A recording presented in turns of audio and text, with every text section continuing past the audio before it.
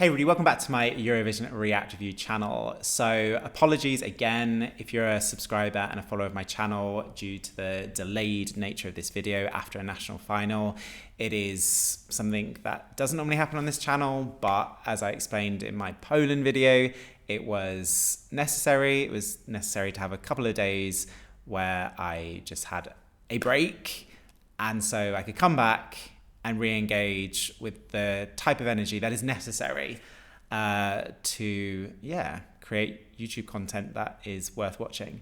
So nonetheless, MGP, super excited to check this out. So MGP the last 2 years has been my favorite national final. I know going into this that in the Eurovision fandom there was a lot of negativity around MGP, where the standards for some people significantly dipped. I think that's just because MGP is historically and has been recently just raising the bar in regards to the songs it gives us. And so, yeah, I'm sympathetic to the Eurovision fandom. I'm sympathetic to potentially less excitement going into this final.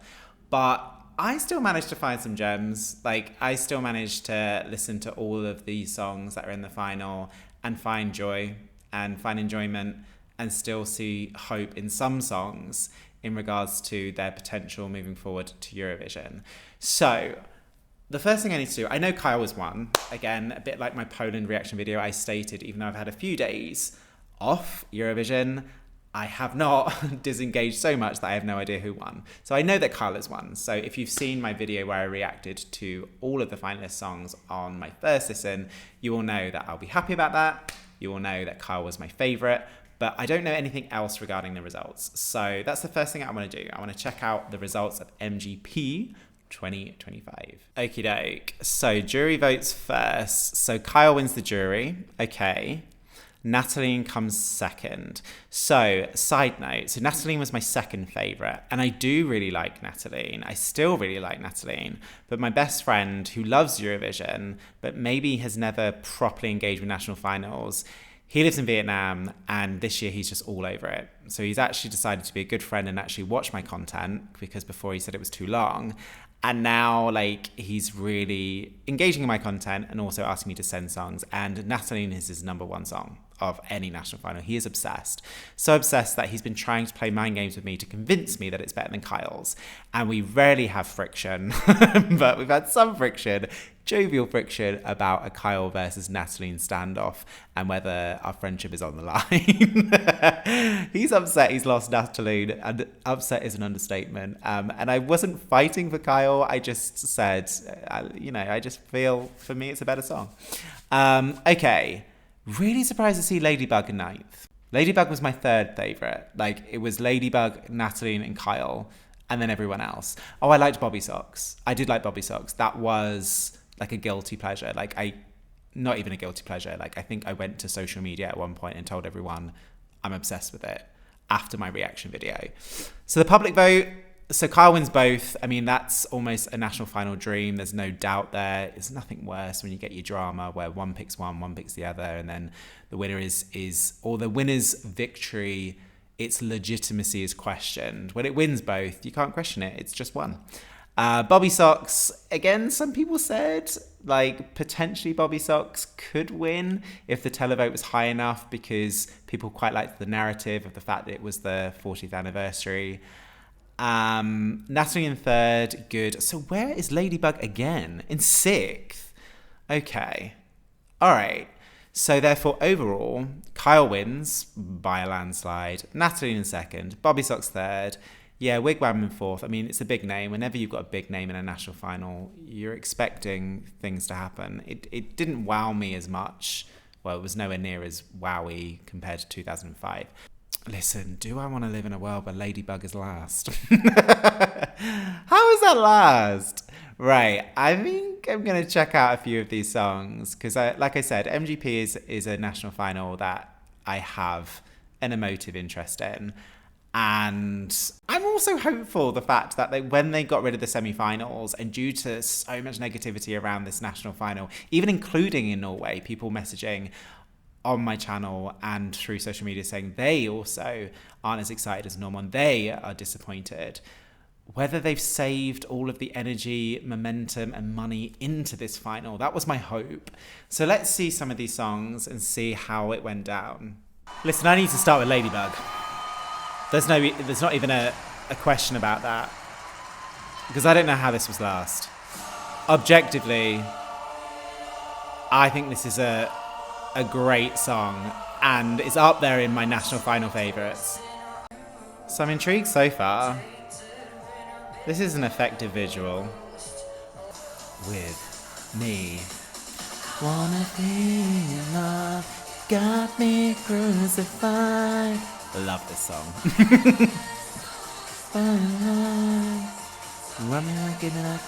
Okay, I wasn't expecting pinks. I thought they were just gonna really zone into like a goth theme. Dark.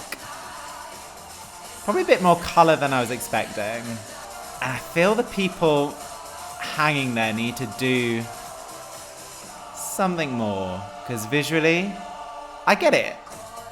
Shake it up. Yeah, it's way more brighter than I thought. It's ironic because I accused UMK of being very dark. She could do with more darkness. I just thought they were going to play into the dark feel of the song. And I feel like, yeah, engaging with the dancers, great. Is she going to shake up the visuals more? Even that colour palette consistently might have been better. I do love this song. But now I'm watching it, I am a little underwhelmed. Not by her. Just the choice they went for. There's so much they could have done with this song stage-wise. How does this last? Like, irrespective of what I'm seeing, the song itself is a good song. Yeah, I feel that isn't as effective as they thought it was. I feel like they almost decided they were going to go for these hanging visuals, and they almost stopped there.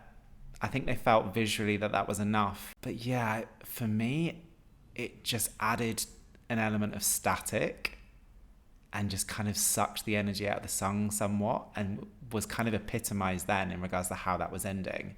In regards to, you know, when a song finishes, you want to be like, yeah! But she slowly turns up, the camera's on her back for a while. Yeah, I get potentially the excitement in the creative room, being like, we're going to have people doing acrobats on hanging rings. And so the idea sounds great, but yeah, I think it just didn't fit with what I was expecting.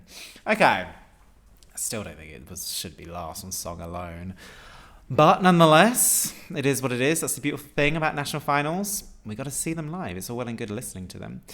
Okay, I want to check out Bobbysocks. Like, there is a part of my body that holds a very special place for this song. Out of nowhere. I wasn't even that impressed after I first listened to it. It was even that evening or the next day when I just had a day listening to this song. Even in the gym with a load of like Indian buff men, I'm in the corner being like, joyful. And they're looking at me like some sort of freak. I don't care. In my heart, joyful. Ooh. Oh, she looks concerned for her there. Did someone vocally crack slightly? I don't care. They can do no wrong. They're Eurovision royalty. Listen, it's Schlager. And what do I want from Schlager? To make me smile and make me feel happy. Joyful, joyful in my heart. Joyful, though it's dark. I feel one of them is slightly off, bless her. Was this the right song for Eurovision? He seems to think so, the little kid. No. Am I happy this song exists? Yes. At the end of the day, this song was all about launching their 40th anniversary and their tour, right? I feel they've done that. I'm not qualified to make that statement. But I've listened to this song way too many times. More times than a 38-year-old grown man should listen to it. joyful, and particularly in the gym. Joyful, though it's dark. It makes me joyful. Yeah, bless, even at the end. Is it the one with the coat that's off? The long coat, potentially. Like I said, I don't want to speak ill of these two. They're Eurovision legends. They're Eurovision royalty. And they brought a song that's given me much joy. I think it's ended where it needed to end. I think their journey for Eurovision... Well, no, because they're doing their 40th anniversary. So their journey for Eurovision is just going to continue this year. But they've added a nice little chapter to their book, right? It's a cute song. Okay, Nataleen. As I've said already, my best friend is distraught. This is not going to Eurovision. She looks amazing. Loving that outfit. Oh, this is a good song. I was trying to say to my friend, I like this song. I just prefer Kyle's a little bit more. 4, 3, 2, 1.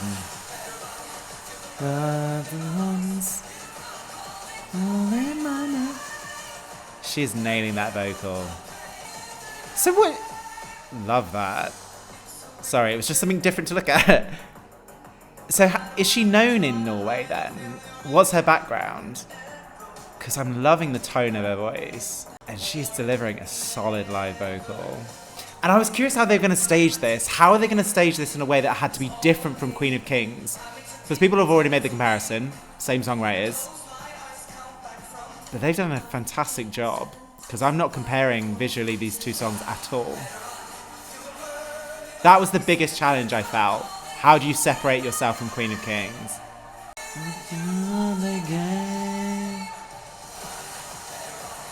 Oh, this is good.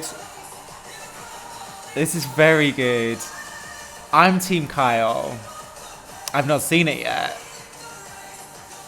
But I'm watching this. And I'm now wondering, was this the song for Eurovision?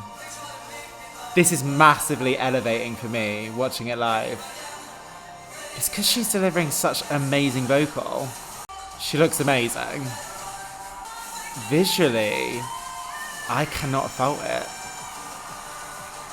And she's giving 180%. It's just delivering live in regards to, when you listen to it, it's high octane. It builds and it gets to this last moment. Even I've been walking to work being like, ugh, at the end of the song. And it's so hard to like transmit that on stage in regards to building that energy where at the end you're like, ugh. And a lot of songs just don't manage to do it. And she's able to do it, first of all, because she's delivering a vocal masterclass. But everything, I can't fault that in regards to camera angles, choreography, what they've decided to do. I'm bigging this up so much that I'm a little bit worried about Kyle. Is Kyle not going to live to my expectations? Because and that was second. Can we just say, if that was second, is post this final? So far, I have to admit, I don't think the money was saved for the final. I was expecting pyros. I was expecting, I don't know, some sort of heavenly angels to come down and cherubs. I don't know what I was expecting, but I was thinking maybe they've saved the money for the final. I'm not seeing anything evidently from the staging to suggest that the money was saved for the final comparatively with previous years. So the fact is, every decision visually just came together. That was a package. I made the same comment about Poland, irrespective of my thoughts of the song, irrespective of what I think when I listen to the song and comparing it to other ones I listen to. Eurovision, you have to send a package. That's a package. It's already there. And it's been massively elevated by the staging. That was a really impressive 3 minutes. And who is Nataleen? What's her deal? I'm curious. Is she big in Norway? I'm not familiar with her until I listened to her song for this. Because, yeah, she looked like she's been doing this for centuries. She looked like a goddess. She came across as a goddess. I'm a bit in love with Nataleen right now. Kyle, big shoes to fill, man. Big shoes.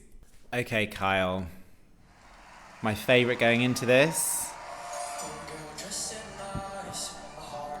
So we have a prop. That bodes well. Okay. Based on the visuals we were given before, I was expecting potentially him to tap into a medieval theme. But he's really tapped into it. To the point where I don't know if it's a little bit kitschy. I want all again. Beat me all later. I love this song. Turn me down. They suck inside me. I don't receive it. Oh wait, oh wait. Cause I'm me on later. Okay. Oh, maybe I should have seen Nataleen before this. So I understand, like, obviously the image of the single, all the images or stills we've had promoting this song is tapping into this medieval theme. He's gone literal, so it feels like they've not even kind of got a medieval essence. It is a medieval outfit. It's like I don't want to go as far as say a fancy dress shop outfit. So as a result, I think it's fair to say it's somewhat coming off a little bit kitschy, because I know there's elements, particularly the dance break, of feeling medieval, but the whole song doesn't feel like that, so it doesn't have to completely throw itself into that. So far, the props there, great. But I mean, again, just thinking about Nataleen's in regards to the camera angles, the lights. This is less eventful visually. But I still prefer this song. I really like this song. Yeah, I just feel visually, Nataleen's was a feast for the eyes. Visually, this is falling in and playing into safe. But I still think it's the better song. I don't question the result. I still don't question the result. But I'm thinking about Norway at Eurovision. Nataleen's so far feels a bit safer in regards to getting out of the semi-final. Right, this is better. This is much better. I want more of this. Whatever this is, this. Right, so this bodes well for the last bit of the song then. That bit got me excited. Okay, so it's gone back to what it was, and that's fine. I'm on later. Okay. The one thing I must say, I don't know whether, because when he was in the boy band, something Geronimo, whatever it was, when he was giving his live vocal, I'm pretty sure I'm qualified in saying this, MGP that year, you were allowed like voice assisting enhancers to make sure the vocal sounded good, because he was dancing around and you could hear potentially the vocal was being assisted by some sort of artificial digital thing. So, because I said to my friend, who was Team Nataleen, I was like, just to let you know, I don't know how this is going to sound live, because I know Kyle before was assisted. I'm pretty sure that's accurate. I didn't necessarily hear any artificial assistance on that vocal, so I'm hoping that vocal is unassisted, because I'm happy with it. Because I said to my friend who's Team Nataleen, I was like, that may be the thing that gets Nataleen across the line if Kyle can't deliver it live. But he did. So I still think objectively it is a great song. It's selected. Based on what has been selected, it's definitely one of my favourites so far. I understand maybe some resistance from the Eurovision fandom about getting behind this song, but I think that's potentially just the legacy that's gone into this national final, where people have kind of lost a bit of interest. I feel that's really unfair, because I feel that this song, I don't know what's wrong with this song. Like, sometimes I get a bit confused when I read things or I see things from the Eurovision fandom. I'm like, I think it's quite a good song, but what do I know? I'm going to be honest, Nataleen wowed me more. She gave me the wow factor. And I love that in national finals, when it comes to delivering the package and the song just gets elevated. That song wasn't elevated for me. I was quite surprised. I get the medieval theme, but like, you can do it in a kind of a nod to. You can have medieval elements, but I feel with the fire and the outfit, it wasn't creative medieval. It was, I'm in a medieval world. Yeah, I don't know if that's going to wash at Eurovision. I think definitely, obviously, continue with this medieval thing. I'm not against that, but maybe a nod to, rather than, because it is coming a bit kitschy. And for some people, they're not necessarily going to get the medieval thing, because I didn't get it. I saw the visuals, and when I listened to the song, it was only to the dance break that I could really hear, oh, that's why there's a medieval link in the visuals leading up to this. So yeah. Listen, I've seen interviews with Kyle, seems such a nice dude, and will definitely make Norway proud moving into the Eurovision season at the Eurovision parties. Really excited for him, and for Norway and him, I do hope this qualifies, because for me, it for what we have anyway, is definitely one of the better ones. And I'm a bit perplexed and confused where people have gone a bit quiet on Norway and on this song. Luckily, people haven't turned on this song like I've seen over the weekend with maybe other ones. There's just been not as much excitement. So yeah, which I guess for Norway is kind of strange. It's one of those songs that normally, countries where people do get excited about. But for me, that's probably a good place to be, because it's better to go into these things under the radar, because how much pressure did Queen of Kings get? And then, yeah, it did amazing in regards particularly the televote. But I always think it's a good place going into Eurovision under the radar. And like I said, the song itself, I'm hopeful. I'm hopeful that it will qualify. It's not a winner, I will agree there, but I definitely isn't as bad as I feel a lot of the fandom are potentially pigeonholing it as. I really like this song and I'm happy with this winner. Yeah, that's all I have to say. So those are my thoughts. Please let me know what you think. Please, if you're still here and you haven't subscribed already, please do click the notification button so you're informed if and when I post videos. I was just checking my battery then before obviously it dies. It's not going to die. I've got 6% left. And yeah, I'm going to leave it there. So until next time, stay safe.